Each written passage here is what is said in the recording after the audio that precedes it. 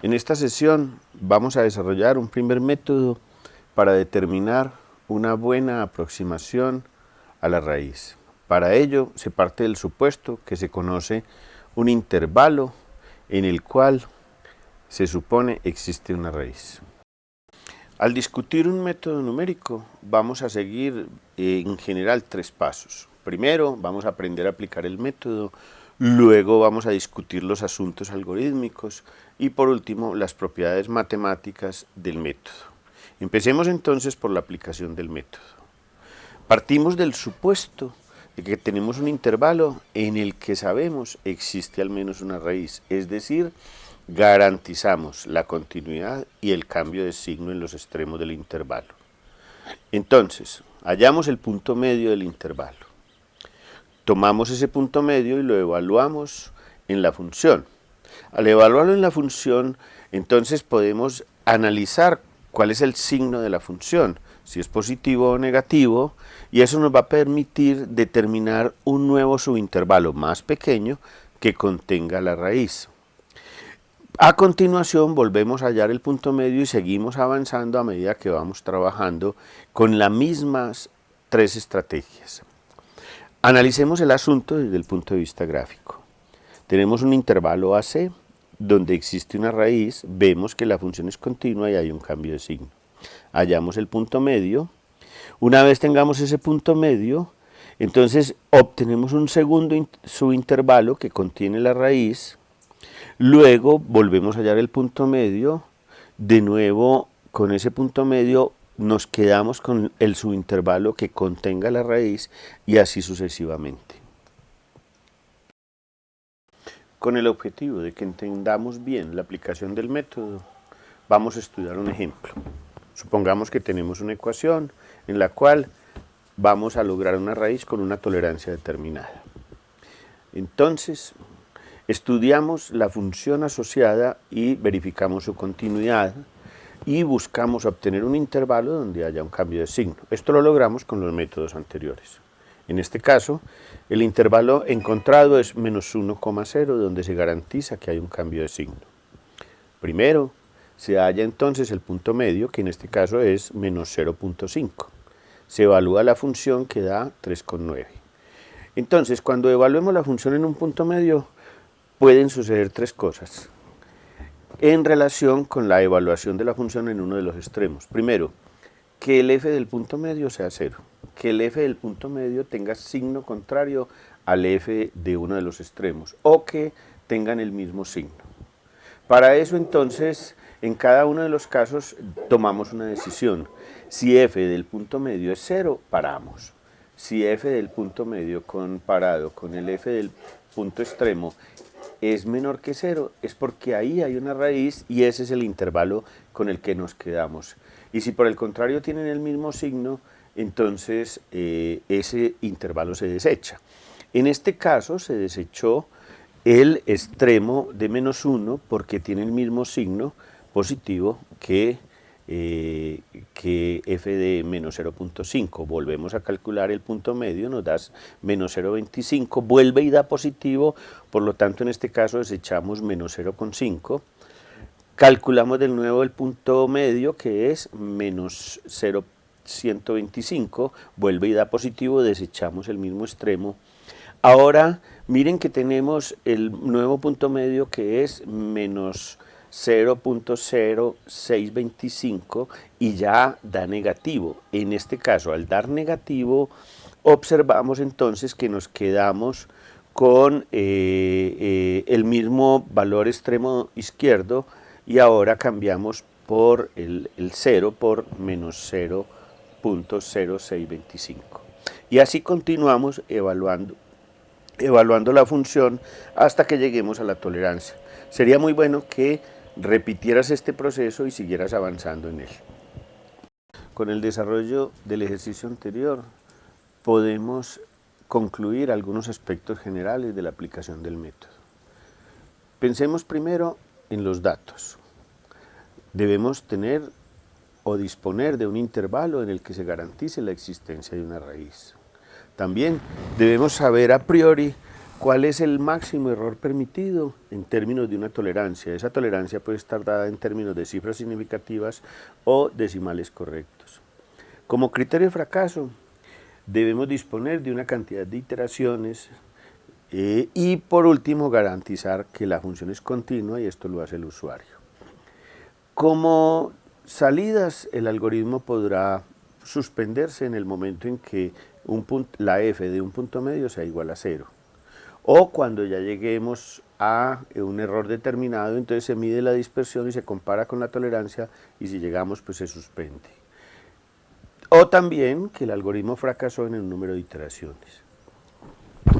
También es importante resaltar la manera cómo se calcula el nuevo intervalo. Para eso se compara la f del punto medio con la f de uno de los extremos y se analizan los tres casos posibles. Si es igual a 0 es porque el punto medio es una aproximación al valor verdadero. Y en ese caso se suspende el algoritmo. Si no, entonces nos quedamos con aquel subintervalo que contenga la raíz y que garantice que las dos f's tengan signos contrarios. Para mejorar la comprensión del método, hagamos un análisis de lo que sucede en términos del intervalo y la manera como éste se va reduciendo con la ejecución del método. Partimos entonces del supuesto de que tenemos un intervalo delimitado por un x inferior y un x superior. Y obviamente dentro de él hay un x sub b que es el valor verdadero. Entonces, hallamos el punto medio del intervalo.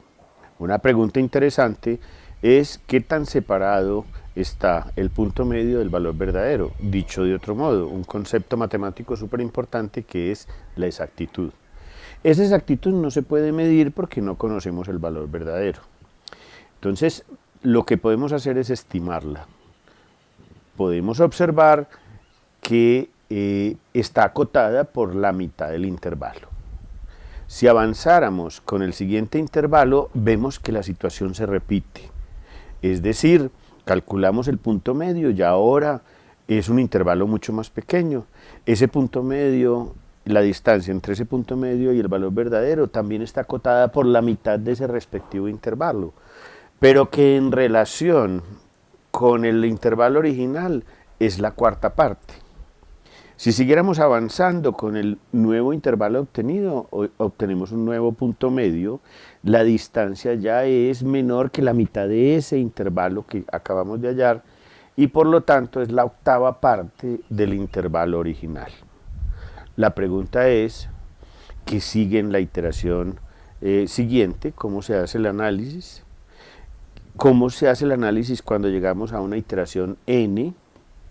Y ¿qué pasa en el infinito? El resultado anterior se puede formalizar con el siguiente teorema.